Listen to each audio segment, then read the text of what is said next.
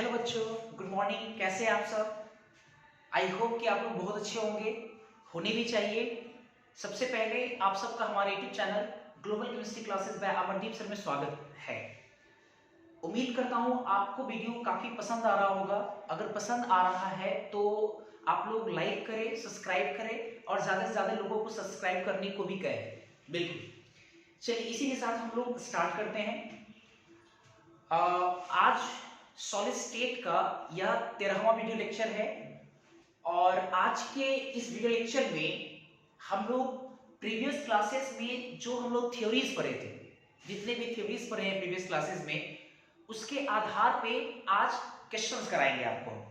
जो भी आपके एनसीईआरटी या जो आपके प्रीवियस जो ईयर में पूछे हुए क्वेश्चंस है, चाहे जेईई हो, नीट हो, चाहे एडवांस हो या जो हमारे असाइनमेंट में कुछ क्वेश्चंस हो, उसको आज हम डिस्कशन करेंगे। तो चलिए इसी के साथ शुरुआत करते हैं। चलिए देखिए, हमने बोर्ड पे एक या दो क्वेश्चन यहाँ पे लिखा है, दो क्वेश्चन यहाँ पे लिखा है हमने। एक एक करके पहले सॉल्व करते हैं। पहले एक बात समझ लीजिए, लास्ट क्लास में हमने आपको radius ratio versus coordination number ये एक थ्योरी पढ़ाया था और आयनिक कंपाउंड का स्ट्रक्चर पढ़ाया था। तो उम्मीद करेंगे या कोशिश करेंगे यहाँ पे हम कि आपको है ना उसी थ्योरी के आधार पे क्वेश्चन को फ्रेम करें या वही क्वेश्चन यहाँ पे रखें। चलिए देखिए जरा, सवाल क्या है, लिखा हुआ the two ions A+ and B- have radii 88 and 200 picometre. 88 और 200 पिकोमीटर है। केटायन का रेडियस 88 है, एराइन का रेडियस 200 पिकोमीटर रिस्पेक्टिवली। केटायन छोटा है, एराइन बड़ा है। बोला गया in the closest packet of a structure of compound AB, closest packet structure of compound AB, ठीक है। तो predict the coordination number of A+। तो आप प्रेडिक्ट करके बताइए कि A+ आयन का कोऑर्डिनेशन नंबर क्या होगा। अब एक जरा चीज समझिए पहले आप लोग, सवाल में अगर देखा जाए मोटे तौर पे एक आयनिक कंपाउंड है A+, B- का रेडियस दिया हुआ है, केटायन एनायन का रेडियस दिया हुआ है और आपसे बोल रहा है कि A+ मतलब केटायन का कोऑर्डिनेशन नंबर प्रेडिक्ट कीजिए कि कितना होगा, अनुमान लगाइए कितना होना चाहिए। अब देखो ये क्वेश्चन सॉल्व कैसे होगा। आपको हमने एक टेबल दिया था, याद होगा। टेबल में था radius ratio versus types of voice versus coordination number of cation. आपको याद होगा ये हम लोग पढ़े थे कि रेडियस रेशियो का जो रेंज होगा अगर इतना से इतना के बीच में होगा तो वॉइस ये कहलाएगा और coordination number of cation generally void में होता है, तो उस वॉइड का कोऑर्डिनेशन नंबर कहिए चाहे केटायन का कोऑर्डिनेशन नंबर कहिए, वो इतने के बराबर होगा। ऐसा मैंने आपको एक टेबल पढ़ाया है, radius ratio table.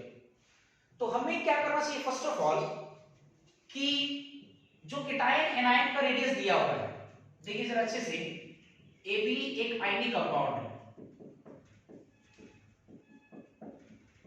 Ionic compound है जिसमें Ra+ केटायन जिसका रेडियस दिया हुआ 88 पिकोमीटर और Rb- ये जो एनायन है इसका रेडियस दिया हुआ है 200 पिकोमीटर Pm।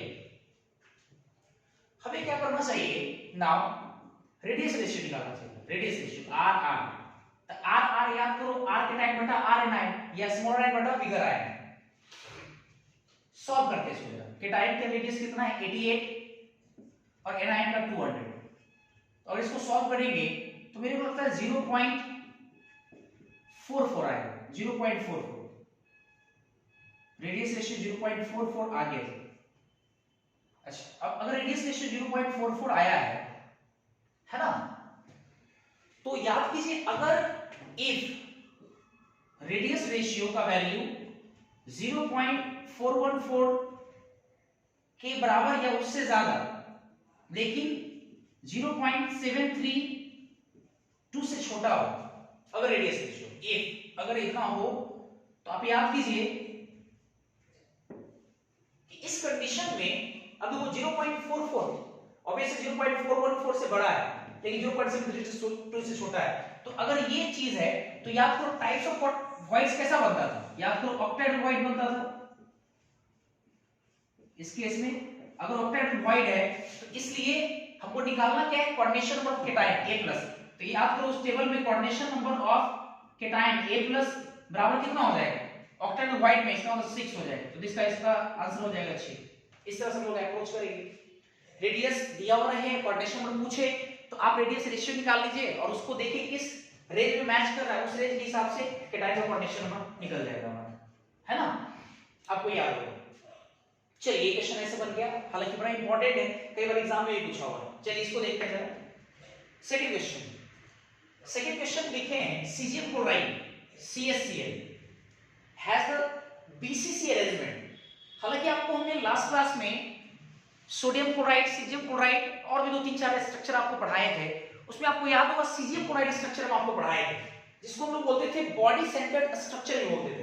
तो खैर यहाँ लिखा हुआ caesium chloride has the BCC arrangement, तो कोई नया चीज नहीं है, आप पहले जानते हैं कि caesium chloride BCC like structure बनाता है, जिसमें caesium plus ion cubic void में होता है, मतलब पूरे क्यूब के सेंटर पे होता है, और Cl माइनस सारे कॉर्नर पे प्रेजेंट होता है ना, and its unit cell edge length is 400 picometre. Unit cell edge length, जो यूनिट सेल है उसका एज लेंथ ए का वैल्यू 400 पिकोमीटर दे रहा है। आपसे बोल रहा है calculate the inter ionic distance in caesium chloride. Caesium chloride में इंटर आयनिक डिस्टेंस, इंटर आयनिक दो आयन के बीच का दूरी बताइए क्या होगा, कैटायन एनायन के बीच का दूरी क्या होगा, ये आपसे पूछ रहा है। एज लेंथ 400 पिकोमीटर दिया हुआ है, तो अब जरा समझिएगा अच्छे से, इसका सॉल्यूशन दे रहे हैं हम। सीजियम क्लोराइड याद करो बॉडी सेंटर्ड लाइक स्ट्रक्चर होता है, एक बार थोड़ा बना लेते हैं आपको और अच्छे से क्लियर हो जाएगा पिक्चर वाइज। ये जो क्लोराइड आयन याद होगा आपको,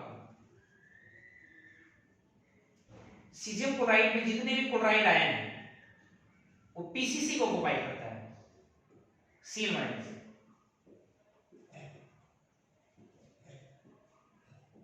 Cl माइनस, है ना। और बॉडी के सेंटर पे जो होता है, बॉडी के सेंटर पे यहां पे होता है आपका caesium plus ion, Cs plus ion, ऐसा रहता है स्ट्रक्चर सीजियम क्लोराइड का। अच्छा, तो मुझे आपको दिया हुआ है कि वेन ए का वैल्यू दिया हुआ 400 पिकोमीटर, तो अगर ये इसका एज लेंथ अगर ए मान लेते हैं यहां से यहां तक है, तो ए बराबर कितना दिया हुआ एज लेंथ 400 पिकोमीटर। और आपसे इंटरआयनिक डिस्टेंस पूछ रहा है, इंटरआयनिक डिस्टेंस का मतलब कैटायन एनायन के बीच का दूरी पूछ रहा है, तो देखो कैटायन एनायन के बीच का दूरी तो यही होगा, बॉडी के सेंटर पे कैटायन है, कॉर्नर पे एनायन है, दोनों के बीच का दूरी, मतलब आपसे पूछ रहा है R cation plus R anion बराबर व्हाट, ये पूछ रहा है आपसे। तो पिक्चर से साफ साफ दिख रहा है कि R cation plus R anion बराबर लिख सकते हैं हम लोग √3a/2 लिख सकते हैं, √3a/2 नहीं, √3a/2 बॉडी डायगोनल है पूरा का पूरा √3a, लेकिन हाफ है तो √3a/2, तो यहां से हम लोग आराम से निकाल सकते हैं, यही तो आपका इंटरआयनिक डिस्टेंस है, ये आपका इंटरआयनिक डिस्टेंस है ना, मतलब आप ये बोल सकते हैं यहां पे interionic distance R cation plus R anion बराबर व्हाट, तो ये आपसे पूछ रहा है, तो इंटरआयनिक डिस्टेंस कितना हो गया, R cation plus R anion √3a/2, A का वैल्यू देखो दिया हुआ है, तो ये √3, ये 400/2, मतलब इसका आंसर आ जाएगा 200 √3 पिकोमीटर, यही इसका आंसर हो जाएगा। नहीं, इस तरह से हम लोग सॉल्व कर लेंगे, उम्मीद करता हूं आपको समझ में आ रहा होगा, इसको जल्दी नोट करेंगे, फिर बहुत सारे क्वेश्चंस हम लोग देखेंगे। चलिए इसके बाद हम लोग कुछ और क्वेश्चन देखते हैं, लेकिन एक बात ध्यान रखिए आप लोग कि जब भी आप क्वेश्चंस बनाते हैं, जैसे मैं आपको क्वेश्चन समझा देता हूं, तो आप लोग क्या कीजिए कि क्वेश्चन को समझने के बाद वीडियो को पॉज करें और खुद से क्वेश्चन को पहले अटेम्प्ट करें, अगर क्वेश्चन नहीं बनता है उसके बाद फिर वीडियो को कंटिन्यू देखें, ये ध्यान रखें आप लोग, पहले खुद से ट्राई करेंगे, अगर नहीं समझ में आ रहा, अगर नहीं क्वेश्चन बन रहा है तो फिर जाकर के वीडियो को ऑन करके फिर आप देखिएगा, पहले खुद से एफर्ट लगाना है आपको। खैर देखिए पहले हम क्वेश्चन पढ़ते हैं, देखिए लिखा हुआ है कि एक crystal of lead 2 sulphide, lead मतलब Pb और 2 का मतलब उसका ऑक्सीडेशन स्टेट Pb2+, इसी को बोलते हैं lead 2 sulphide, has NaCl structure, NaCl के जैसा स्ट्रक्चर है लेड सल्फाइड का। अब बोला गया in this crystal the shortest distance between lead double plus ion and sulphide ion is 297 picometre. 297 picometre, 297 picometre दिया हुआ है। Shortest distance between cation and anion, sulphide ion और लेड डबल प्लस आयन के बीच का। तो आपसे बोल रहा है कि what is the length of the edge of unit cell in lead sulphide. आपसे यूनिट सेल का एज लेंथ पूछ रहा है कि लेड सल्फाइड की क्रिस्टल में कितना होगा एज लेंथ, और also calculate unit cell volume.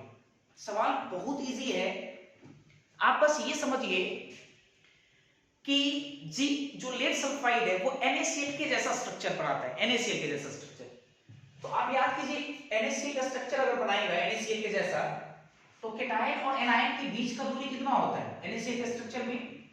NaCl के स्ट्रक्चर में याद करो a/2 होता है, मतलब तो यहां पर भी R Pb double plus cation plus R Sp double minus anion बराबर कितना होगा a/2 होगा।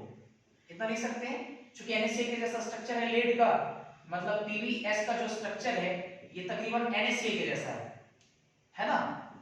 तो इसका मतलब हम लिख सकते हैं कि Pb डबल प्लस आयन और Sp डबल माइनस आयन का जो रेडियस का सम होगा वो a/2 के बराबर होगा, क्योंकि सोडियम क्लोराइड में RNa+ plus RCl minus a/2 के बराबर होता है।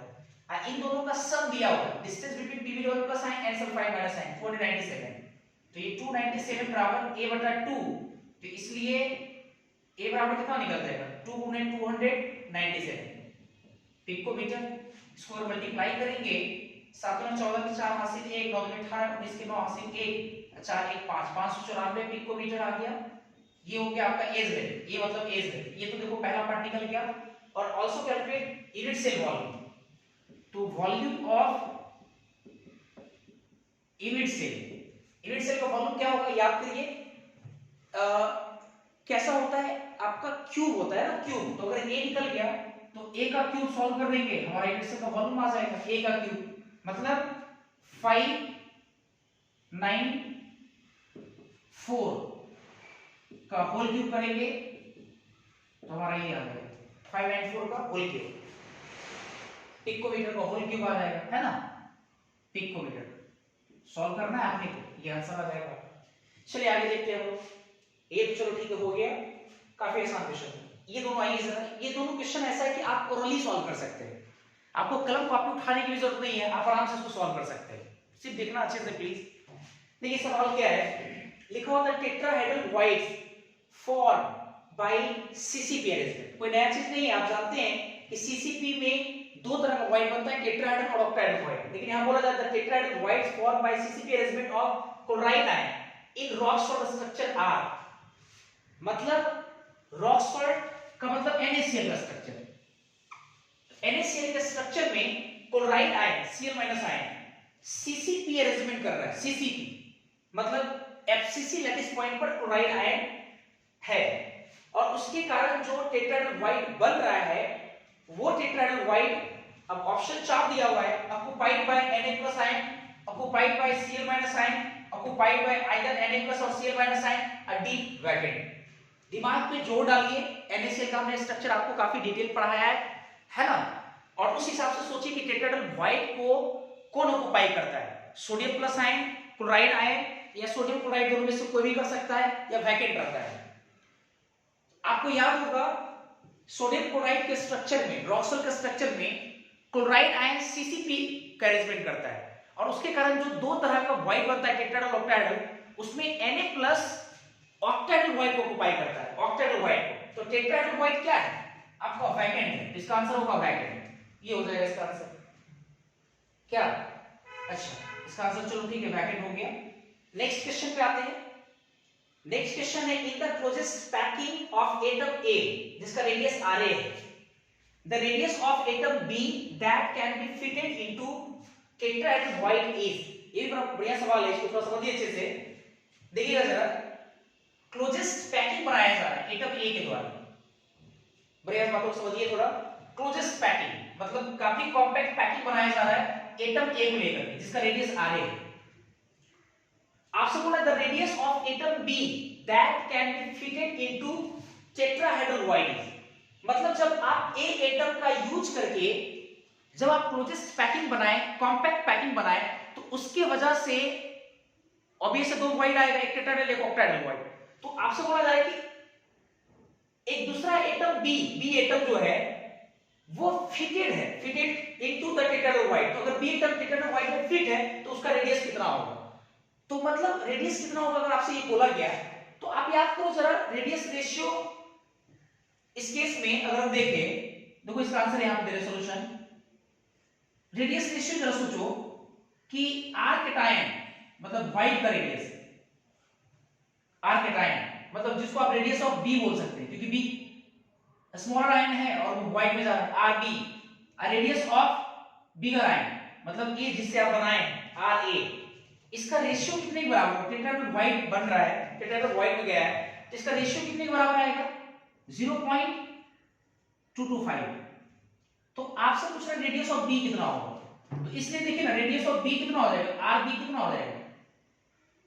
R b r small b radius of b, ये इधर मल्टीप्लाई हो जाएगा 0.225 आर ए, इतना हो जाएगा। इस हिसाब से आंसर क्या होना चाहिए?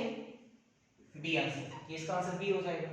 नहीं काफी छोटा सवाल है लेकिन थोड़ा कंसेप्चुअल है, अगर आप पढ़ते हैं तो कई सारे क्वेश्चंस आपके बनेंगे। तो पहले इसको आप नोट कीजिए, फिर अगले सवाल पे देखते हैं। चलिए इसके बाद 3-4 और क्वेश्चन देखेंगे हम लोग। देखिए सवाल है, और हालांकि जो भी मैंने यहाँ पे क्वेश्चंस लिया है वो काफी छोटा छोटा है, आप उसको ओरली जवाब दे सकते हैं, बिना कॉपी कलम चलाए हुए आप इसका जवाब दे सकते हैं। पहला सवाल है which one of the following schemes या पैटर्न बोल सकते हैं of ordering close packed sheets of equal size of a sphere do not generate close packed lattice।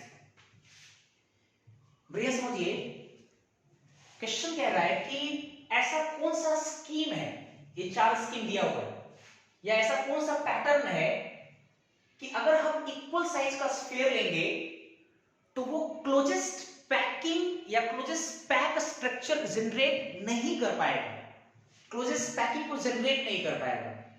आपको याद होगा कि हम आपको क्लोजेस्ट पैकिंग जब आपको जनरेट करना था तो आप याद कीजिए, आप एक बात का ध्यान देते थे, या हम वहां पे आपको एक बार कराते, आपको थोड़ा कंसंट्रेट कराते थे वहां पे कि अगर आपको क्लोजेस्ट पैकिंग बनाना है तो हमें किस बात का ध्यान देना पड़ता है? हमें ध्यान देना पड़ता है कि जो लेयर है वो रिपीट नहीं करे। आप याद होगा आपको, अगर लेयर रिपीट कर जाए तो इसका मतलब वो क्लोजेस्ट पैकिंग नहीं बनाएगा। जैसे आप देखे होंगे कि अगर आपको 2 डायमेंशन में एटम का क्लोजेस्ट पैकिंग करना था तो आप जब 1 डायमेंशन में सजा लिए स्फीयर को एक तरीके से, अब वैसे ही अगर लेयर बी भी अगर ए जैसा अगर हो गया तो आप देखे होंगे कि क्लोजेस्ट पैकिंग नहीं आ रहा, जिसमें एक एटम 4 एटम के टच में होता था। लेकिन वही जब आप 1 डायमेंशन में कई सारे स्फीयर को सजा लिए और सजाने के बाद जब वॉइड बनता है 2 एटम के बीच में, और उस वॉइड में जब रखना हम स्टार्ट किए थे तो आपको याद होगा उस केस में क्लोजेस्ट पैकिंग जनरेट हुआ। लेकिन आपको ध्यान है कि अगर लेयर ए नाम दिए तो अगला वाला लेयर ए नहीं है, क्योंकि लेयर बदल गया, पैटर्न बदल गया, सजावट बदल गया, और उसको लेयर बी बोलेंगे। तो इसका मतलब ये हुआ कि क्लोजेस्ट पैकिंग को जनरेट अगर आपको करना है तो कॉन्सेप्ट ये है कि आप ध्यान रखिए कि लेयर कभी रिपीट नहीं करे, क्योंकि अगर लेयर रिपीट कर जाएगा, जैसा कि एटम है नीचे वाले लेयर में अगर वैसे ऊपर से रख दिए तो लेयर रिपीट कर जाएगा, इस केस में क्लोजेस्ट पैकिंग नहीं आएगा। लेकिन जैसे अगर नीचे में कई सारे एटम है और उसके अगर व्हाइट्स में रखे, ऑब्वियसली लेयर रिपीट नहीं करेगा व्हाइट में रखेंगे तो, और इस कारण से वो क्लोजेस्ट पैकिंग जनरेट करता है।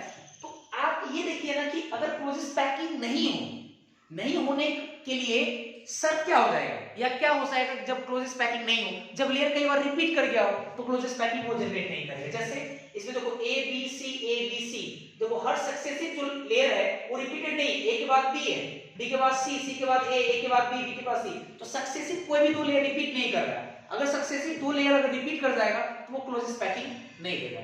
तो ये तो क्लोजेस्ट पैक देगा भाई। इसमें भी देखो ए बी सी, कोई भी लेयर सक्सेसिवली रिपीट नहीं किया है, इसका मतलब क्लोजेस्ट पैकिंग देगा। इसमें देखिएगा A B C, B C A, B C, तो कहीं पर भी लेयर रिपीट नहीं कर रहा है, सक्सेसिव लेयर कोई भी रिपीट नहीं कर रहा है, इसका भी क्लोजेस्ट पैकिंग देगा। लेकिन इस वाले में देखिए ए और फिर बी बी, तो देखो ये दोनों रिपीट करेगा, फिर ए देखो 3 बार रिपीट करेगा, तो कहीं ना कहीं अगर लेयर रिपीट करेगा तो क्लोजेस्ट पैकिंग नहीं होगा, तो इसका आंसर हो जाएगा आपका सी हो जाएगा। सी, आई होप ये समझ में आ रहा होगा। चलिए नेक्स्ट क्वेश्चन करते हैं, डायमंड।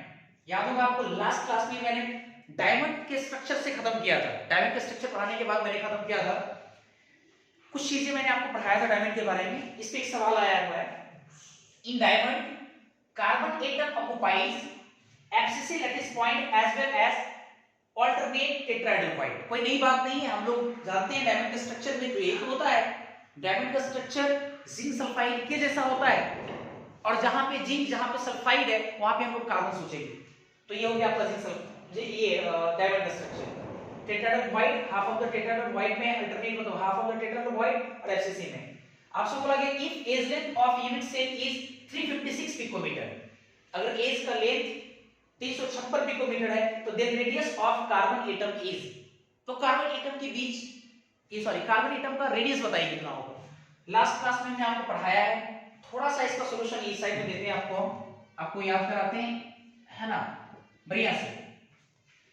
आपको याद होगा डायमंड के स्ट्रक्चर में दो कार्बन के बीच का न्यूनतम दूरी कौन सा होगा, √3a/4, मतलब 2r carbon, 2 radius of carbon atom, r c मतलब मान लेते कार्बन एटम, r मतलब रेडियस, c मतलब कार्बन, ये √3a/4 के बराबर होगा। तो रेडियस ऑफ कार्बन rc बराबर √3a/4 8, √3 1.732, a का वैल्यू कितना है 356 बटे 8,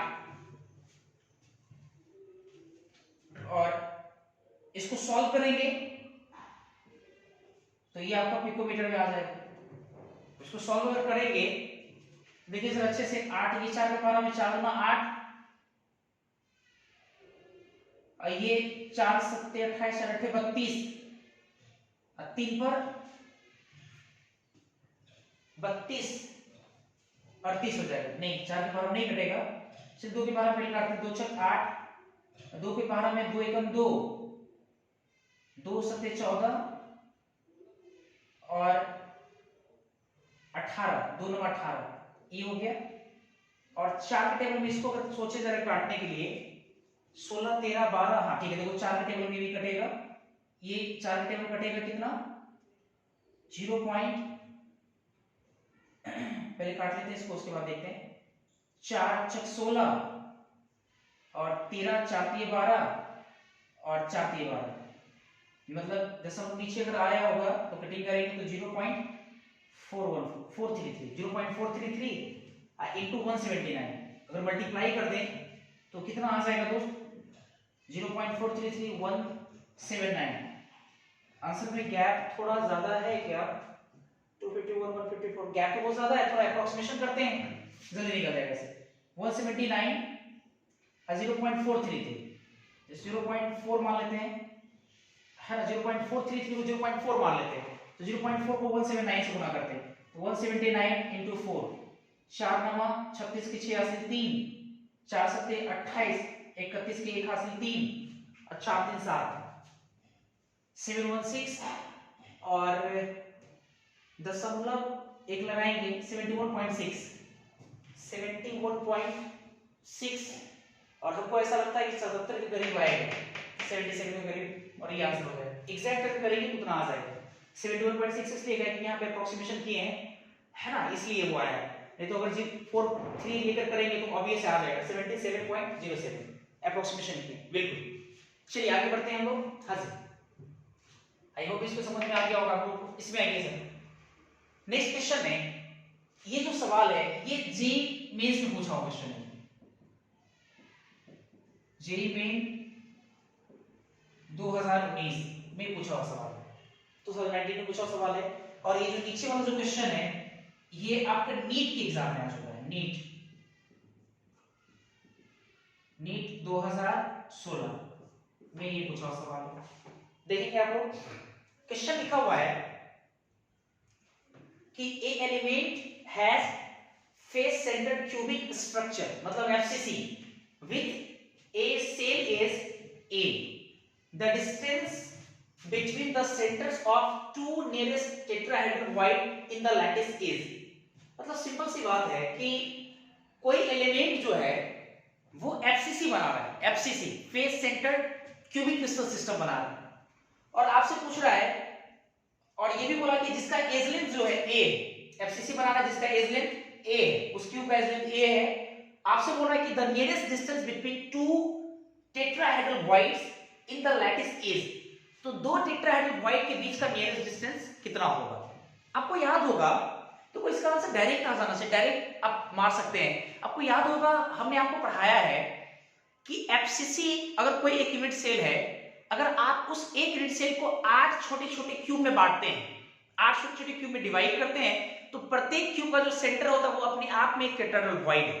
आपको याद होगा, मतलब मान लीजिए कमरा ये जो है वो एक एफसीसी लैटिस, एफसीसी मान लीजिए face centred cubic crystal system है, आप उसको 4 नीचे छोटा छोटा क्यूब में बनाइए और 4 ऊपर मान लीजिए। एक क्यूब को 8 क्यूब में बांटना है तो है ना, 8 बार उसको कट कर दिया, ऐसे ऐसे फिर ऐसे करके कट किए, 4 ऊपर में क्यूब नीचे 4 क्यूब, और प्रत्येक क्यूब का जो सेंटर वो अपने आप में टेट्राहेड्रल वॉइड है। जब आप सारे टेट्राहेड्रल वॉइड के सेंटर्स को मिलाते हैं, आपको याद होगा एक छोटा सा क्यूब बनता था इनसाइड, और उस क्यूब का जो एज लेंथ है वो a/2 के बराबर होता था। बड़े वाले क्यूब के एज लेंथ के आधे के बराबर होता था उस छोटे वाले क्यूब का एज लेंथ, और वो छोटा वाला जो क्यूब है वो टेट्राहेड्रल वॉइड को मिलाने से बना है। तो आप जरा दिमाग चलाइए, अगर टेट्राहेड्रल वॉइड को मिलाने से बना है तो एक क्यूब में सबसे छोटा पैरामीटर कौन होता है? आपका एज लेंथ होता है, एज लेंथ होता है आपका पैरामीटर, और उसका एज लेंथ अगर होता है पैरामीटर का सबसे छोटा, तो इसका मतलब ये हुआ कि हमारा आंसर क्या हो जाएगा, a/2 हो जाएगा, a/2। ये डायरेक्ट इसको आंसर हम लोग आ सकते हैं। जो बच्चे रेगुलर क्लासेस कर रहे हैं उसको ये समझ में आ रहा होगा कैसे आएगा a/2। बिल्कुल, हम ये प्रूफ भी किए थे, है ना। 4 ऊपर 4 नीचे, ज्यादा टाइम पास नहीं करना चाह रहे। 8 टेट्राहेड्रल वॉइड बनता था, 8 टेट्राहेड्रल वॉइड को मिलाते थे, एक छोटा क्यूब बनता जिसका एज लेंथ a/2 बराबर होता था, और वही दो नियरेस्ट टेट्राहेड्रल वॉइड के बीच का दूरी होगा। चलिए नेक्स्ट बढ़ते हैं, इसमें आते हैं। इन कैल्शियम फ्लोराइड, ये नीट 2016 पूछा हुआ, डायरेक्ट बना सकते हैं। Calcium fluoride CF having fluoride structure, fluoride मतलब AX2 टाइप स्ट्रक्चर, बिल्कुल CaF2 AX2 टाइप स्ट्रक्चर को बोलते हैं fluoride structure. The coordination number of Ca++ ion, cation and F- ion are respectively. देखो नीट में सवाल पूछा हुआ है कि कैल्शियम डबल+ आयन और F- आयन का कोऑर्डिनेशन नंबर बताइए रिस्पेक्टिवली कितना होगा। तो एक बात याद कीजिए कि calcium double plus+ ion calcium fluoride का स्ट्रक्चर होता कहां था? एफसीसी लैटिस पॉइंट होता था, याद होगा। और F- कहां होता था? ये आपका, ये होता था आपका टेट्राहेड्रल वॉइड में, टीवी में, टेट्राहेड्रल वॉइड में। तो F- का तो कोऑर्डिनेशन चलो फिक्स हो गया, कितना? 4, क्योंकि टेट्राहेड्रल वॉइड का कोऑर्डिनेशन 4 होगा, तो F- का कोऑर्डिनेशन 4। तो अगर आप क्रॉस आंसर चेक करते हैं, दूसरा वाले में 4 होना चाहिए, 2 6 4 8, मेरे को लगता है यही होगा सही, क्योंकि दूसरे वाले में इसमें 4 यहां पे आना चाहिए ना F- का, तो ये नहीं होगा, ये भी नहीं होगा, ये भी नहीं होगा, ये होगा 4, है ना, ये आंसर हो जाता है। और आप 8 अगर चेक करना चाहते हैं बाकी में 8 होता है कि नहीं, तो चलिए इसको भी चेक कर लीजिए। आपको याद होगा कैल्शियम फ्लोराइड CaF2 होता है, फार्मूला CaF2। तो कोऑर्डिनेशन नंबर देखो, ये एटम का रेशियो 1:2 है, तो कोऑर्डिनेशन नंबर कितना होगा? 2:1। तो इसका कोऑर्डिनेशन नंबर कितना है? 4 है, तो इसका कोऑर्डिनेशन नंबर 8 होना चाहिए, क्योंकि 2:1 होने के लिए, तो 2:1 8, तो ये आंसर हो जाएगा। ये नहीं, कोई सवाल पूछा हुआ डायरेक्ट एकदम आंसर तुरंत दिया जा सकता है अगर आप बारीकी से चीजों को पढ़ते हैं तो। चलिए इतना इसको नोट कीजिए, फिर आगे देखते हैं हम लोग, कुछ क्वेश्चन देखेंगे। चलिए इसके बाद कुछ और क्वेश्चन देख लेते हैं हम लोग। देखिए ये जो क्वेश्चन है पहला वाला, यहाँ जो लिखे हैं, ये आपके एग्जाम जेईई में आया हुआ है 2019 में। ये भी सवाल जेईई में पूछा हुआ है, प्लस नीट में भी पूछा हुआ है, और ये सवाल नीट में पूछा हुआ है जो नीचे वाला मेंशन किया, नीट 2019 में लेटेस्ट सवाल है, 2 साल पहले का सवाल है। चलिए थोड़ा समझते हैं। सॉलिड स्टेट से इस बात का ध्यान रखिए कि बहुत इजी क्वेश्चन आता है, सॉलिड स्टेट चैप्टर से अगर सवाल जो पूछे हुए वो समझिए आपको फ्री में नंबर दे रहा है। क्वेश्चन बहुत इजी रहते हैं और हर बच्चे से तकरीबन क्वेश्चन बन ही जाता है ना। चलिए क्वेश्चन देखते हैं हम लोग। सवाल है the radius of the largest sphere which feeds properly at the center of edge of a body centered cubic unit cell। body centered cubic unit cell मतलब बीसीसी। आपसे बोला गया कि बीसीसी में आप उस लार्जेस्ट स्फीयर का रेडियस बताइए जिसको सेंटर ऑफ द एज मतलब एज के सेंटर पे पूरी तरह से फिट किया जा सकता है, एडजस्ट किया जा सकता है। तो उसका बताइए रेडियस कितना होगा। एक एटम के सवाल है 0.134 ए 0.027 ए मतलब आप समझ रहे हैं एज लेंथ ऑफ यूनिट से 0.047 ए 0.067 ए ये सवाल है। आप थोड़ा पिक्चर वाइज में समझिए, इसको सॉल्व करते हैं। आप लोग वीडियो को पॉज करके खुद से अटेम्प्ट करें, नहीं बनेगा फिर वीडियो को कंटिन्यू करेंगे, है ना। चलिए देखते हैं। बीसीसी में थोड़ा समझिए आप लोग। आपको पता है कि एटम कॉर्नर पे होते हैं बीसीसी में, सारे कॉर्नर पे होते हैं और एक बॉडी के सेंटर पे होते हैं। और आपको ये भी पता है कि बीसीसी में एटम जो है ये बॉडी डायगोनल के अबाउट टच में होता है, बॉडी डायगोनल है ना, बॉडी के डायगोनल के अबाउट टच में होता है। ये इसके टच में, ये इसके टच में। आपको ये भी पता होगा कि एज लेंथ के अबाउट टच में नहीं, ये एटम इसके अबाउट टच में नहीं, ये एटम इसके टच में नहीं, बीसीसी में आपने पढ़ा है। अच्छा अब आइए जरा, तो आपसे बोला गया कि एक स्फीयर है, हमें फिट करना है कहां पे, सेंटर ऑफ द एज। ये एज है, एज के सेंटर पे हमको कोई एटम यहां फिट करना है, यहां पे कोई एटम फिट करना है। तो इस अगर किसी एटम को अगर आप यहां फिट करते हैं या कोई एटम जो यहां फिट होना चाहेगा, उस एटम का रेडियस क्या होना चाहिए जो कि एज लेंथ के सेंटर पे जाकर के वो फिट हो जाए, तो उसका रेडियस क्या होगा। अब जैसे एज लेंथ अगर मान लेते हैं ए है इस क्यूब का, तो यहां से यहां तक का दूरी कितना हो जाएगा, ये यहां से यहां तक का दूरी a/2 हो जाएगा। और ये आपका कितना है r, ये रेडियस ऑफ है ना। चलिए इसको ये रेडियस मतलब जो है होना चाहिए r अब प्लस ये मान लीजिए रेडियस जो आप एटम को जो फिट कर रहे हैं इसका रेडियस r डैश मान लीजिए, दोनों का सम कितना होगा a/2। आप ये भी समझिए r जो है वो एटम का रेडियस है, इस एटम का जिसको फिट करने जा रहे हैं जो बीसीसी बना रहा है उसका रेडियस r है, और जिस एटम को फिट कर रहे हैं उसका रेडियस r डैश मान लिया। तो आपसे वही पूछ रहा है कि r डैश कितना होगा, r डैश बराबर कितना लिखिएगा a/2 माइनस r, आप इतना ही लिखिएगा। अब r को तो a में बदलो, याद करो r को a में, यहां से यहां तक का दूरी कितना है, यहां से यहां तक का दूरी हो जाएगा √3 a/2, √3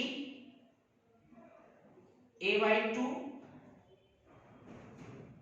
यहां से यहां तक 2r होगा, इसका r इसका r दोनों को सेम ही आ रहा है, तो 2r, तो r बराबर कितना √3 a/4 हो जाएगा ना। तो देखो यहां पर रखेंगे हम लोग, तो r डैश बराबर a/2 माइनस √3 a/4, और r डैश बराबर कितना लिख सकते a, अगर आप कॉमन ले लें तो a कॉमन लेंगे तो ये मल्टीप्लाई और 2 कर देते हैं, तो इस यहां पे निकल के आएगा आपके पास सामने a/4 और 2 माइनस √3 आएगा, 2 माइनस √3 आएगा। फिर इसको सॉल्व करते हैं, r डैश बराबर a/4, 2 में से √3 घटाएंगे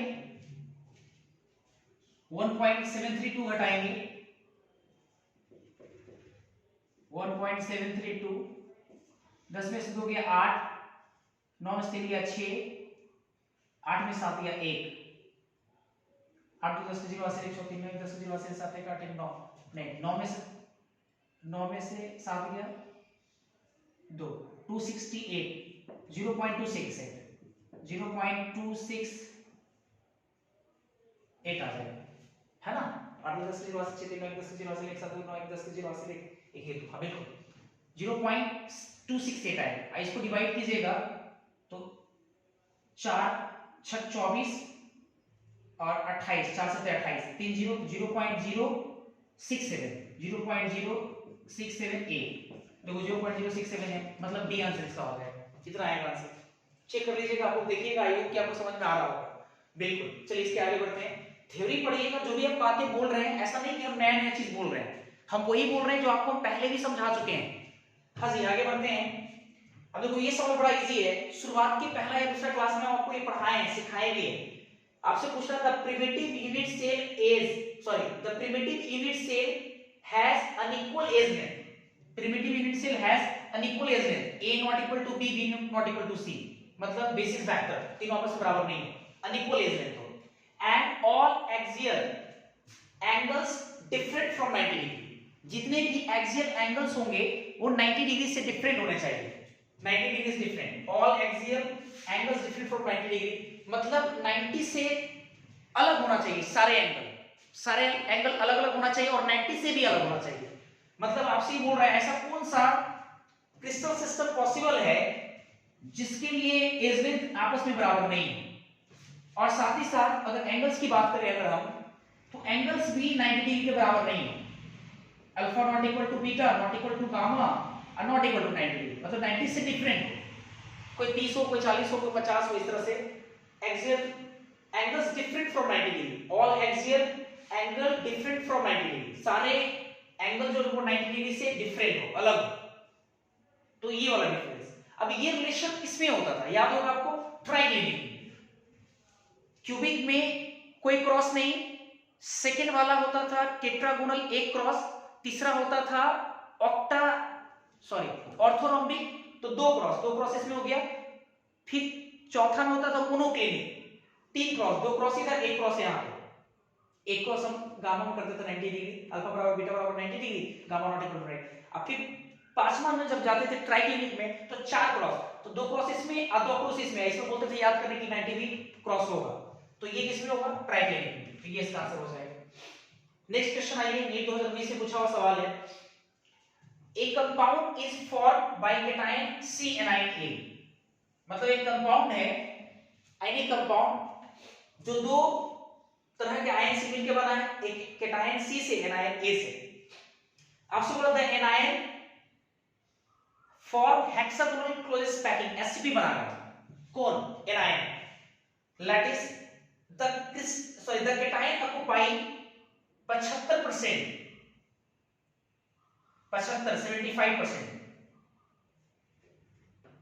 75% ऑफ ऑक्टाहेड्रल वाइड, मतलब जितना ऑक्टाहेड्रल वाइड बन रहा है उसका 75%, मतलब 3/4 पार्ट ऑक्टाहेड्रल वाइड को ऑक्युपाई कर रहा है, कौन ऑक्युपाई कर रहा है, केटायन C ऑक्युपाई कर रहा है। The formula of compound is, आपको याद है जो आपका एनायन है A, ये SCP बना रहा है, एनायन क्या बना रहा है, SCP, तो अगर एनायन SCP बना रहा है तो A का संख्या कितना हो जाएगा, 6, पढ़ा चुके हैं ये सब दोस्त। और जो केटायन है C, जो केटायन है ये 75% ऑक्टाहेड्रल वाइड OH को ऑक्युपाई कर रहा है, तो जितना SCP effective number of atom होगा SCP में उतनी ही संख्या में क्या बनेगा, ऑक्टाहेड्रल वाइड, लेकिन सारे ऑक्टाहेड्रल वाइड में C नहीं है 75%, तो 75 बटा कितना 100, 25 दिए आई 4, तो मेरा ख्याल है कितना आ जाएगा, 2 से कटेंगे ये तो 3 दिए 9, 9/2 आ गए, ये 9/2 होगा इसका इफेक्टिव संख्या। तो इसलिए मुझे फार्मूला बनाना है, इसलिए फार्मूला कितना हो जाएगा, फार्मूला केटायन कितना है 9/2 है, एनायन कितना है 6 है, एनायन 6 है। आपको सिंपल रेशियो लिखना पड़ेगा, ऐसे तो आएगा नहीं, आप सिंपल रेशियो लिखने के लिए क्या करना पड़ेगा, 2 से पहले मल्टीप्लाई कर देते हैं, तो ये कैंसिल हो गया, ये 12 हो गया, सॉरी 6 नहीं 12, बिल्कुल 12 हो गया, और आप 3 कॉमन ले लीजिए, 3 कॉमन ले लिए at the same time, 3 common ले लेते हैं, मतलब इसी को चाहे तो हम इस रेशियो में ऐसे लिख सकते हैं, केटायन C 2 से मल्टीप्लाई कर दिए, ये 9 आइए A 12, 3 कॉमन लेके निकाल दिए, तो ये कितना हो जाएगा C 3 3 9 3 A 3 4 12, C3 और A4, C3A4 C3A4 D होगा इसका आंसर। ये नीट में पूछा हुआ सवाल, काफी इजी क्वेश्चंस आता है, आप लोग ट्राई करेंगे, बहुत सारे क्वेश्चंस बिल्कुल बनेंगे। जे एडवांस का क्वेश्चन हम बनवाए नहीं, लेकिन जे एडवांस का भी सवाल बहुत इजी आया हुआ है ना। प्रीवियस ईयर में जो 2020 2019 है ना, ये सब में बहुत इजी क्वेश्चन आया। आप लोग घर पे क्वेश्चन बैंक को बनाएं, जो भी मैंने आपको असाइनमेंट दिया उसको बनाइए और एनसीईआरटी बनाइए। एक बात ध्यान रखें, आपका सॉलिड स्टेट तकरीबन खत्म हो गया, बस एक छोटा सा पार्ट बाकी है, डिफेक्ट्स। तो अगले क्लास में मैं आपको डिफेक्ट्स पढ़ाऊंगा, डिफेक्ट है ना, डिफेक्ट्स आने के क्या क्या होता है, और डिफेक्ट्स फिर पूरा थ्योरेटिकल है, उस पे कुछ क्वेश्चंस है जो आपके एनसीईआरटी में भी है। तो अभी जो है मुश्किल से मुझे लगता है असाइनमेंट या जो आपके एनसीईआरटी उसके 2-3 सवाल नहीं बनेंगे अभी जो डिफेक्ट पे बेस्ड है, बाकी सारे के सारे क्वेश्चन बनेंगे। आज के लिए इतना ही रहने देते हैं, थैंक यू।